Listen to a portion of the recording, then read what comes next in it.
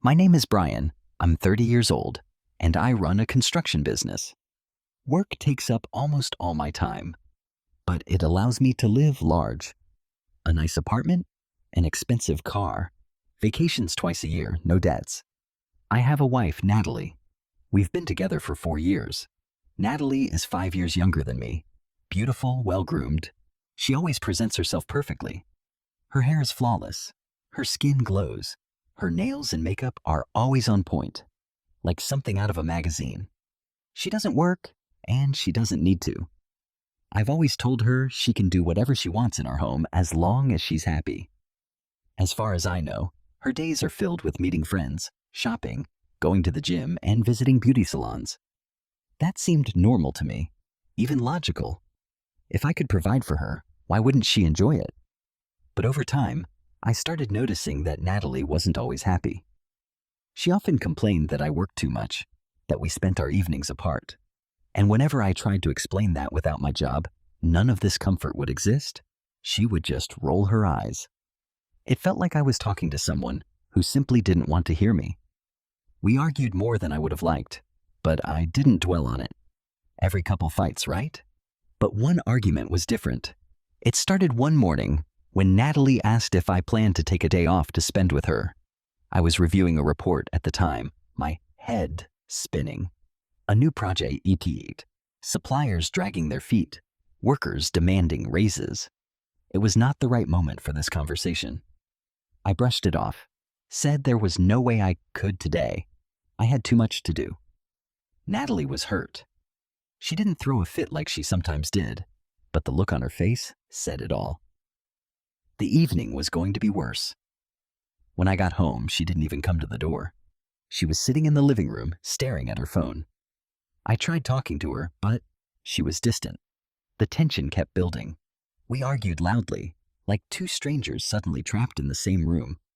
Natalie said I treated her like she didn't exist, that she didn't feel loved. I said I didn't understand what else she could possibly want. We had everything anyone could dream of. She just laughed bitterly and said something that still echoes in my head. Money won't replace care. That was it. I snapped. I grabbed my keys and walked out, slamming the door behind me. The next morning, I left for work earlier than usual. Natalie didn't say goodbye, which was another red flag, but I decided not to make a big deal out of it. Let her cool off. I figured we'd talk in the evening. Around midday, she called me. I picked up and immediately heard the panic in her voice. Brian, we have a burst pipe. Water's coming up from the drains. What do I do? I was in a meeting and couldn't leave right away, so I told her to get the building concierge's number for a plumber. Honestly, I didn't think much of it. A burst pipe? Annoying, sure, but not the end of the world. We'd dealt with worse before. Natalie muttered something under her breath and hung up. Later, I found out what happened next. The plumber she called lived in our building. His name was Ivan, I think. I'd heard of him before. Stocky guy, overly confident, popular with some of the women in the complex. At the time, I didn't think this was important. That day, I was convinced I'd handled things right. Maybe I should have come home myself. But wasn't my work a valid excuse? Wasn't I doing all this for us, for her? The workday dragged on. I was in meetings with contractors discussing one of our toughest projects. Deadlines were slipping. Clients were demanding answers. My mind was racing, trying to figure out how to secure more resources to get things back on track. Natalie, her call, her anxious voice, it all faded into the background. I was sure she could handle it. She was an adult woman, after all. Calling a plumber wasn't rocket science. That evening, close to 9, I stopped at a gas station to grab a coffee and clear my head before heading home. My thoughts drifted back to Natalie. I hoped she had cooled off. Maybe she'd appreciate a small gesture if I brought her favorite flowers. It seemed like a good way to smooth things over after the morning fight. After a long, stressful day, I didn't want another argument. I grabbed a bouquet of white lilies and drove home. When I opened the door, Natalie was standing there, looking like nothing had happened. She was wearing a robe. Her face was bare. No makeup. Her hair slightly damp. She must have just taken a shower. I noticed how calm she was and even thought maybe she was pleased with herself for handling things on her own. We exchanged a few words. She said the plumber had fixed everything and didn't bring it up again. It never even crossed my mind that something might be off. I took off my shoes and headed to the bathroom. The floor was still a little damp under the rug. Must have been a serious leak. The washing machine was in its usual spot, but its door was open. A faint smell of damp fabric lingered in the air. I briefly thought that Natalie must have washed some towels or rags, but I didn't ask. I was too exhausted to care. Later, we had dinner. I made an effort, asked about her day, but her answers were vague. Normally, she loved sharing details about her chats with friends or what she'd been up to, but tonight, her responses felt mechanical. It struck me as odd, but I chalked it up to the morning fight. Women love to dramatize, I told myself. She only seemed to brighten up when I handed her the bouquet. She smiled, but something about it felt forced. The rest of the evening was peaceful, but I couldn't shake the feeling that something unspoken hung between us. The next few days passed uneventfully. I was back to being buried in work, and Natalie went about her usual routine. Everything seemed back to normal.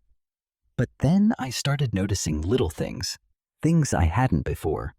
She began locking herself in the bathroom more often, whispering into her phone. Her usual morning gym sessions or outings with friends started getting longer. One day, I even joked, "Aren't you having a few too many coffee meetings?" She just shrugged and changed the subject. Things started making sense a few days later when I came home early due to a canceled meeting. The apartment was empty, but I caught a faint trace of men's cologne in the air. That was strange. I knew for sure that none of our friends or family had visited. Natalie returned an hour later, cheerful, carrying shopping bags from boutiques. I asked her if someone had been over, and she answered without hesitation. "Mark stopped by to check the pipes. You know, we had to make sure everything was fine after the flooding." It sounded plausible, but something inside me tensed. I remembered him, Mark the plumber, stocky guy with a cocky attitude. I'd seen him a few times in the building, always in wrinkled work clothes, a cigarette hanging from his lips. He seemed like the kind of man who bulldozed his way through life. I wasn't worried about him coming over to check the pipes. That made sense. But something in her tone, the way she quickly changed the subject, made me uneasy. Maybe it was just my imagination, but a creeping suspicion started to settle in my mind. At that point, I didn't know the whole story yet, but one thing was clear. Our relationship was changing, and not for the better. Natalie was becoming more distant, and feeling like I was losing her, I buried myself even deeper in work, trying to find comfort and stability there. Looking back, that was my biggest mistake. A few days passed, and things between us seemed to return to normal. We talked the same way we always did, but I could tell something had shifted. Natalie was more withdrawn than usual, but I chalked it up to the aftermath of our fight. I tried to be more attentive. I brought home flowers, suggested dinner at her favorite restaurant, but all I got in return was polite gratitude, masking something I couldn't quite put my finger on. That week, I bought her a new phone. Natalie had been hinting for a while that she wanted to replace her old one, and I figured it would be a good way to lift her spirits. She was excited about the gift, even seemed happier, but again, something felt off. Her excitement seemed a bit too forced, as if she was trying to distract me from some internal conflict. After that, she started spending more time on her phone, laughing at something, scrolling endlessly, texting. Sometimes, I noticed her stepping into another room to take calls. Of course, I understood that my wife, like anyone else, had the right to personal space, but this wasn't like her usual behavior. She had always liked telling me who she was talking to and what about. Now, silence. One evening at dinner, she casually mentioned that the faucet in the bathroom was dripping again. I tensed up inside but didn't let it show. She slipped in a question about calling a plumber, and, too exhausted to deal with yet another household issue, I just nodded. "Call whoever you need. Let them fix it." I didn't even think that this might be an excuse for something else. The next day, I worked late and got home close to midnight. Natalie was home but looked tired. She said she had spent the whole day dealing with that faucet and had to call Mark again to check the issue. I nodded, not wanting to escalate the situation, but I couldn't shake the feeling that this wasn't just a coincidence. Natalie, on the other hand, didn't seem to notice my doubts. She kept living as usual: morning workouts, coffee with friends, shopping trips. Sometimes I watched her from a distance, trying to understand what was going on in her head. Did she still have feelings for me? Or was it just the comfort I had created for her that kept us together? One evening when I got home, I noticed that Natalie looked too put together for just an ordinary day. Her hair was styled, her makeup flawless, and she was wearing a new sundress. I asked, "Are you going somewhere?" She said she had a beauty salon appointment and then was meeting up with a friend. I nodded, not pressing further, but in that moment, something inside me broke. I realized I was losing her, and I had no idea how to stop it. That night, while she slept, I went online and started searching for security cameras. It was the lowest moment of my life. I felt like a traitor, invading her privacy. But I couldn't help it. I needed to know the truth. After that night, after deciding to install the cameras, something inside me shifted. I could no longer pretend nothing was happening. The doubts were eating me alive. Natalie kept acting the same as always, but now, every move, every gesture, every glance made me suspicious. I started noticing things I had overlooked before, like her sudden phone calls, always taken in another room, or the way she smiled when reading messages. It wasn't the smile I was used to. It was different, satisfied, like she was holding a secret no one, especially me, was supposed to know. I ordered the cameras that same day, tiny, with a wide-angle view, practically invisible. I set them up in the evening while Natalie was at the beauty salon, one in the living room, another in the kitchen, and a third in the bedroom. I didn't put one in the bathroom. That would have been too obvious. I wanted to understand what was happening without completely destroying the little trust we had left. At that point, I still hoped I was wrong, that I was just being overly suspicious, that this was all just my imagination, fueled by exhaustion and stress. The next day, I left for work with a strange sense of relief. Now, I had a way to know the truth. If I was wrong, the cameras would prove it, and I could finally let go of my doubts. But if I wasn't, then I'd have to make a decision I was too afraid to even think about.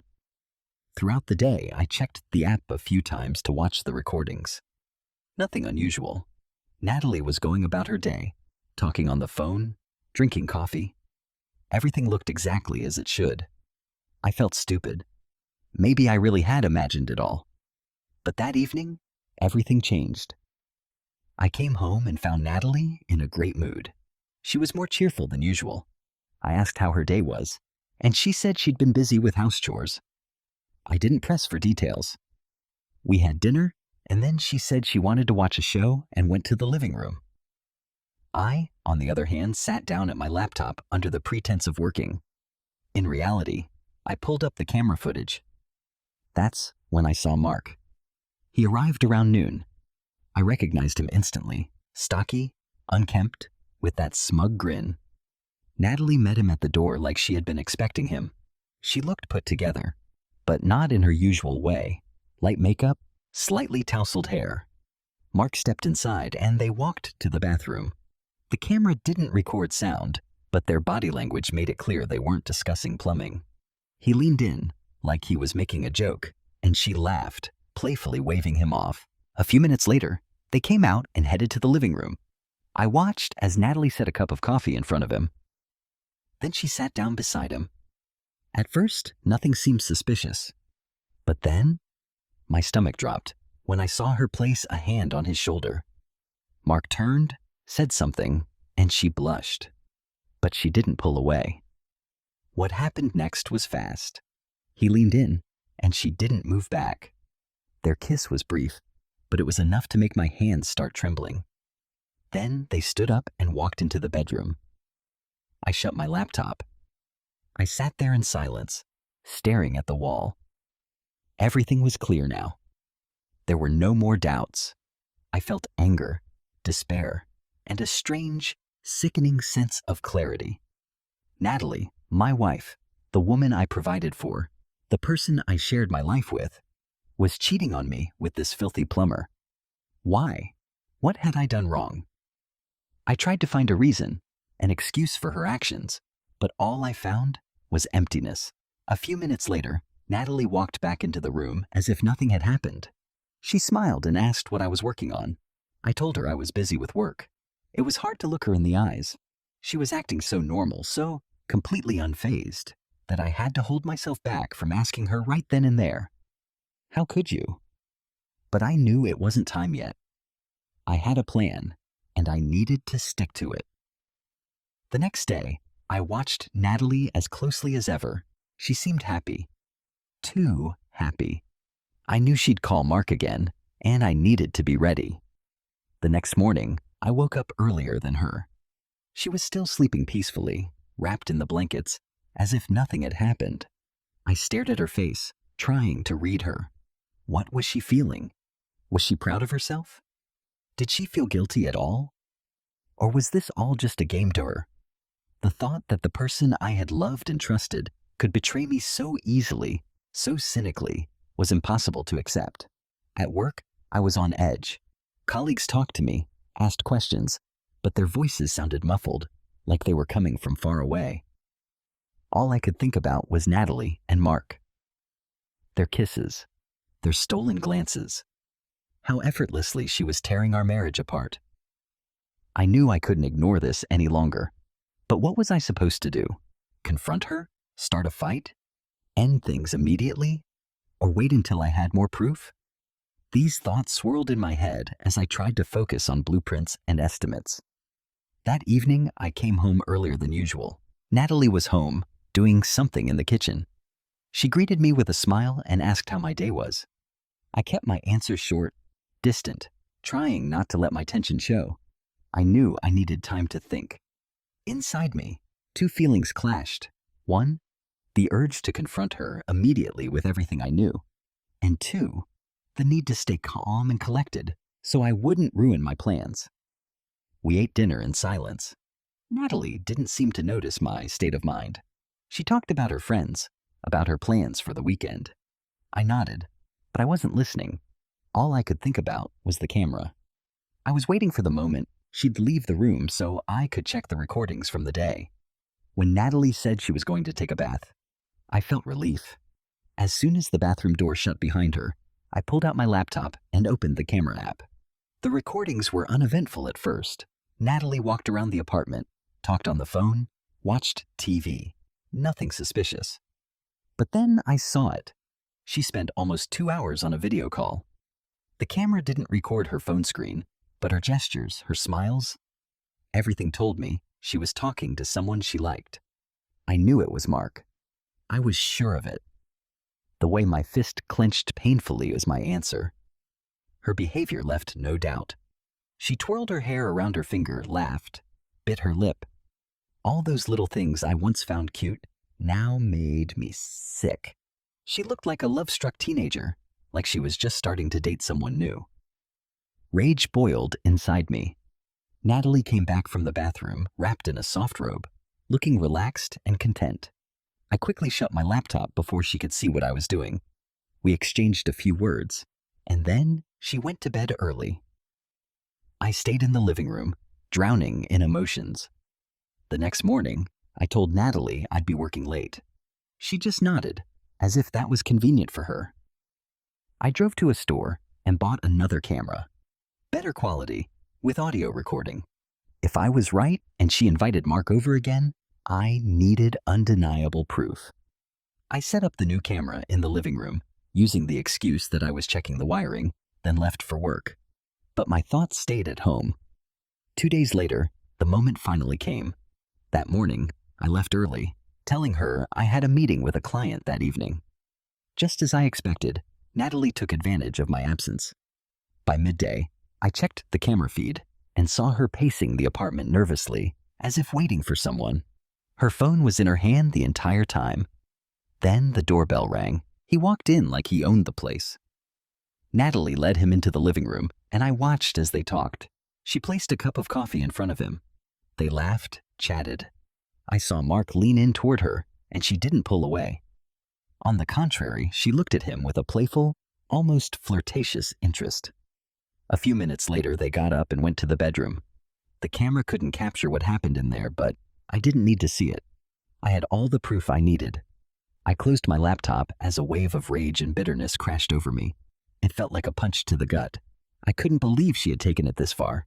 I had given her everything: comfort, stability, love. And she repaid me with betrayal. At that moment, I knew I couldn't tolerate it anymore. I wasn't going to make a scene. I didn't need her excuses or any desperate attempts to salvage our marriage. Natalie had betrayed me, and she had to face the consequences. I decided it would end quickly and coldly. The next morning, after witnessing her latest betrayal, I woke up feeling eerily calm. The rage that had consumed me for days was gone, replaced by an icy clarity. I knew I had to act. No more attempts to fix things, no explanations, no second chances. Natalie had crossed a line, one that made forgiveness impossible. That morning, I watched her. She acted like nothing had happened. She made herself coffee, ate breakfast, scrolled through her phone. I looked at her as if she were a stranger. She smiled, talked about plans for the day, mentioned going to the salon and meeting up with friends. She had no idea that today would change everything for her. The moment she left, I got to work. First, I gathered all of her things: clothes, shoes, bags, makeup. Everything that belonged to her went into large trash bags. Every sweater, every pair of heels. With each item I packed, it felt like I was throwing her out of my life, piece by piece. When I was done, only my things remained in the closets. My life, without a trace of her. I called for a cargo taxi and asked the driver to take everything to the dumpsters on the next street over. He gave me a surprised look, but once he was paid, he didn't ask any more questions. An hour later, there was nothing left of Natalie in my apartment, except for the memories, which I planned to erase just as thoroughly as I had wiped away her presence. Next, the locks. I called a locksmith I knew well. He arrived quickly, changed the locks, and handed me the new keys. I looked at the door and felt a small sense of relief. Now Natalie wouldn't be able to walk back in like nothing had happened, the way she always did after every one of her little escapades. The next step was cutting off her financial support. Natalie had no income of her own. All of her expenses were covered by my accounts. I blocked her access to our shared account and canceled the credit card she used. No more salons, no more cafes, no more indulgences on my dime. With that done, I sat on the couch with my laptop. The final step was the video. I opened the security footage and selected the clips that made her affair with Mark undeniable. I put together a short montage: her flirting, their kisses, his visits, her happy smiles. It was bitter, humiliating, but I knew it had to be done. I wanted her to see herself from the outside, to realize that I was no longer the naive fool she could deceive over and over again. When I finished, I sent her the video with a short message: "This is the end. Your things are on the street, the locks are changed, your cards are blocked. Good luck." Then I turned off my phone. I had no interest in hearing her excuses, her pleas, or, worse, her attempts to blame me. I was no longer part of her lies. I needed time. Time to process everything, to figure out how to move forward without her. To distract myself, I called some friends and suggested we go to the sauna. They were surprised, of course, but agreed. I deliberately didn't mention Natalie. I wasn't ready to talk about it, not even with them. I needed to process it on my own, without extra eyes and ears. The sauna turned out to be the perfect choice. The hot steam, the jokes, the casual talk about work, it all helped me detach, at least for a little while, but thoughts of Natalie still crept in. How did we end up here? We used to be happy. Or was that just an illusion? Had I simply ignored the signs as she drifted away from me? Or had it all started with her own quiet dissatisfaction, something I failed to notice? By nightfall, heading home, exhaustion weighed on me. But it wasn't just physical. It was the feeling of having drained every last emotion from myself. There was no more anger, no more disappointment, no more pain, only emptiness. An emptiness I now had to fill with something new. When I opened the door to my apartment, I noticed how quiet it was. No more of her phone calls, her footsteps, her laughter. It was my apartment, but now it felt unfamiliar. Or maybe I was the one who had become a stranger in my own life.